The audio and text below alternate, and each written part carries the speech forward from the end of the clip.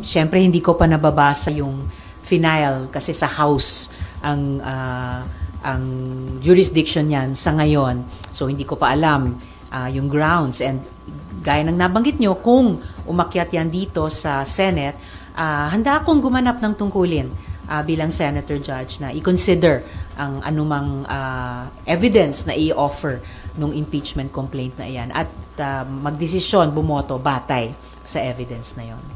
Almost sure daw kasi na may magre-refile din kay VP naman. Possibility na dala-dalawang impeachment ang asikasuhin ng Senado po. Well, anything is possible. Kung parehong mag-prosper yung dalawang complaints sa House, then magiging dalawa yung tungkulin namin dito or dalawang impeachment trials. So ma'am, ano yung nakikita mong implication sa stability at economy ng bansa kung dalawang highest leader of the land ang may impeachment case, ma'am?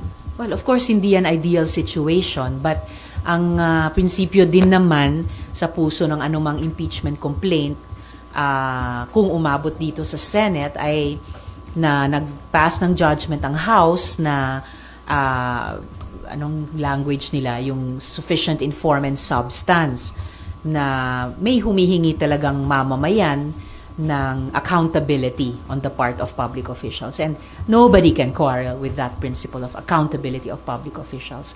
Kahit po ang usapin ng stability or yung attractiveness ng economy ay nakasalalay din sa perception, unang-una nating mga Pilipino, and then pati ng international community na may transparency and accountability, that aspect of good governance sa loob ng bansa. So, although it's not an ideal situation, kung magkaroon man ng dalawang sabay na impeachment trials, tungkulin niya ng Senado.